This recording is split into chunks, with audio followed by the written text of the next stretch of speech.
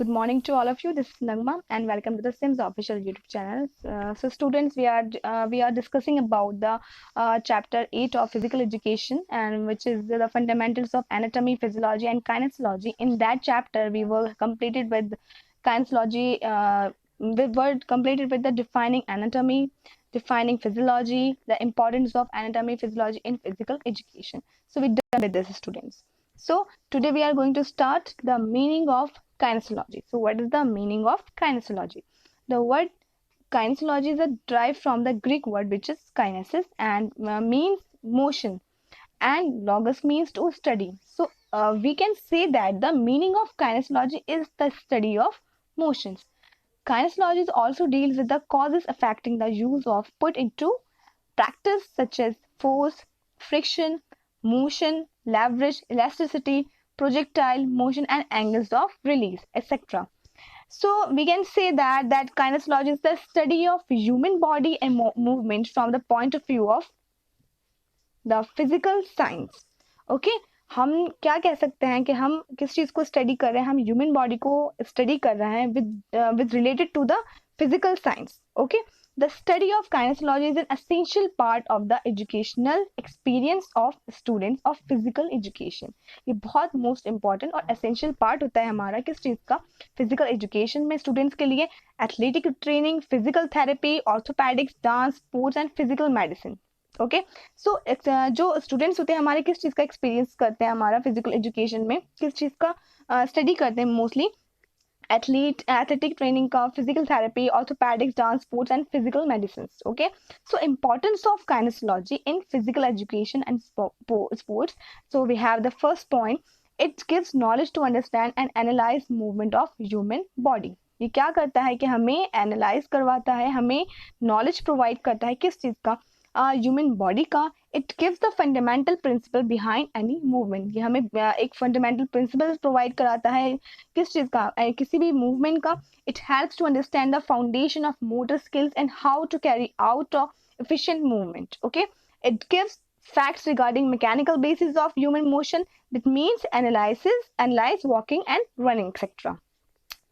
Number 5th point, we have that it gives information regarding basic principles required to receive impact and injury, avoid injury. That means sports safety gears design like helmet, batting pad, lifeguard, shin pad, batting gloves, high jump and pole vault loading, match thickness, etc. Okay, ये सब चीज़ें हमें इसके बारे में जब हम study करते हैं तो हमें इन चीज़ों के बारे में पता चलता है that how can we avoid the injuries in during this things. It gives understanding regarding how to make efficient movement to achieve optimum quality of function. Okay, so the function of skeleton system, classification of bones and types of, this is our second heading, this is our second most important heading of this chapter. So so students, we are done with the in defining the physiology, defining the anatomy, importance of physiology and anatomy in physical education, and meaning of kinesiology and also their functions. Okay, so now we are starting a new topic, which is functions of skeleton system and classification of bones and types of joint skeletal system. Okay, हम अब क्या start करेंगे, हम skeletal system के बारे में पढ़ेंगे, उसके फंक्शन के बारे में पढ़ेंगे, बोन्स का क्लासिफिकेशन पढ़ेंगे एंड टाइप्स ऑफ जॉइंट पढ़ेंगे जो हमारे स्केलेटल सिस्टम में प्रेजेंट होते हैं. बिकॉज सारी की सारी अगर हड्डियां ऐसी ही रखी हों और उनमें कोई जॉइंट ना हो तो क्या मतलब स्केलेटल सिस्टम परफॉर्म होगा? नहीं. फॉर एग्जाम्पल, अगर आप कोई चीज़ कारपेंटर से बनवा रहे हैं और आपने सब वुड वगैरह सब अरेंज करके रख दिया, उसमें पेच नहीं लगवाएं, तो क्या उसका एक स्ट्रक्चर तैयार होगा? नहीं. दैट मीन्स अगर बोन्स हमारी हैं और उसमें अगर जॉइंट्स एक दूसरे से कनेक्ट करके नहीं रखा गया उसे, तो वो चीज़ एक स्केलेटल सिस्टम बनकर परफॉर्म नहीं होगी. ठीक है, एक स्केलेटल सिस्टम का फॉर्मेशन नहीं होगा. ठीक है, सो स्केलेटल सिस्टम में हमारी बोन्स इंपॉर्टेंट होती हैं तो हमारे जॉइंट्स भी इंपॉर्टेंट होते हैं. दैट कौन सी बोन्स हमारी किस जॉइंट के थ्रू जॉइंट है. Okay, so in skeletal system is the system of bones associated with cartilages and joints of human body. तो skeletal system जो है हमारा किस चीज से associated है, हमारा bones से and cartilage and joints से. ठीक है, skeletal system can be defined as the hard framework of human body around which is the entire body is built. कैसा सिस्टम है ये? हमारा हार्ड फ्रेमवर्क सिस्टम है हमारा जो ह्यूमन बॉडी को क्या करता है, एक बिल्ड करने में बहुत ही मेन रोल प्ले करता है, ठीक है। और बिकॉज इसके बिना हमारी ह्यूमन बॉडी बिल्ड नहीं हो सकती, okay. Almost all the hard parts of human body are components of human skeletal system. जितने भी हमारे hard parts of human body के होते हैं, कंपोनेंट्स होते हैं, वो हमारे स्केलेटल सिस्टम से ही क्या होते हैं। So, skeletal system can be defined as the hard framework of human body. हम किस क्या बोल सकते हैं इसको, ये हमारा कैसा हार्ड फ्रेमवर्क है हमारा ह्यूमन बॉडी का, जो कि हमारे एंटायर बॉडी कंपोज करने में, एंटायर बॉडी बिल्ड करने में हेल्प करता है। Almost all hard parts of human body are components of human skeletal system. Okay, so joints are very important because they make the hard and rigid skeleton allow different types of movement at different locations.